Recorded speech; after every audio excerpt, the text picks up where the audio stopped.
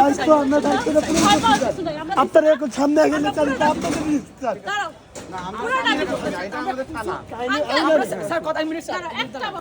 আপনাদের সামনে ছিলাম না আমি। এখন কথা হচ্ছে আপনাদের প্রোটেকশনের দায়িত্ব আমাদের, এটা বলছি তাই না?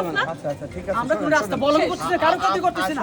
আমি বলি আপনাদের এখানে যদি কোনো দুষ্কৃতিকারী ঢুকে পড়ে আপনাদের নিরাপত্তা তো আমাদের দেখতে হবে। অবশ্যই আপনি চলছে সাথে আপনারা তো আওয়ামী লীগ বিপক্ষে একদলই ভাবে কাজ করতেছেন, এটা আমাদের সবাই কাজের জন্য। আপনাদেরকে বলি আপনারা আমরা বাড়িতে আন্দোলন বেশ কয়েকদিন করতেছি, আমাদেরকে পুলিশ যথেষ্ট সহযোগিতা করতেছে। কালকে সবচেয়ে ভালো লাগছে বৃষ্টির মধ্যে আপনারা আমাদের সামনে ছিলেন।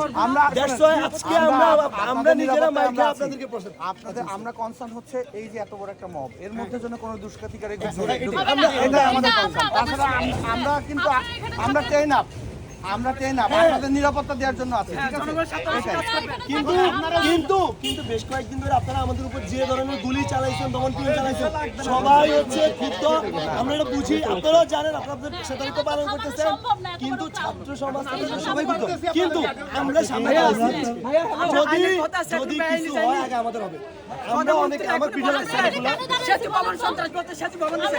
আমরা এখন দাঁড়াচ্ছি কেন? আপনাদের চেষ্টার জন্য না স্যার, আপনাদের চেষ্টার জন্য আমরা দাঁড়াচ্ছি না স্যার।